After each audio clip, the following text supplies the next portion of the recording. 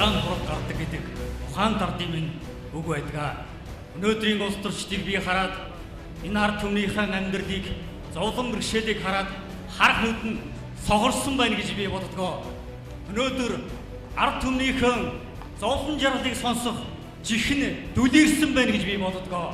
Харанхуй бүхэнд гэр тусахаар би ирлээ. Би Цэдэнтамба Баян хонгор аймгаас оролцож байна. Баярлалаа.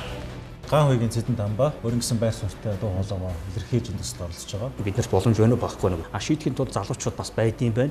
Энэ залуучууд бас өөрийн гэсэн бодлого чиг зорилго байдсан байна. Энийг ер нь бид нар харуулъя. Манай төсөлд оролцож байгаа 4 хүн дотор 3 нам бос хүмүүс орж байгаа. Та бол ардын намын гишүүн. Нам, фракц, нутгархах үзэл гэдгийг чинь дээр үндэсний ивэн нэгдэл Монгол гэсэн язгуур үзэл санаа байх ёстой биз. Өнөөдөр энэ үзэл хамгийн гол дутагдaltaй. Нөгөө потенциалтай хэсэг дандаа шахагдчихдаг. Төрөө засаж чадах гэсэн төрдөө ажиллая. Бизнесээ хийж чадах нь бизнесээ. Улс төрийн намуудыг гишүүнчлэгөө болгоё гэвэл та дуун дээр нь гараа өргөх гэдэг юм байна. Тий, ер нь гишүүнчлэгөө болох хэрэгтэй. Ер нь талцуулаад байх биш. Танд маш том амжилтсан. За баярлалаа. За баярлалаа.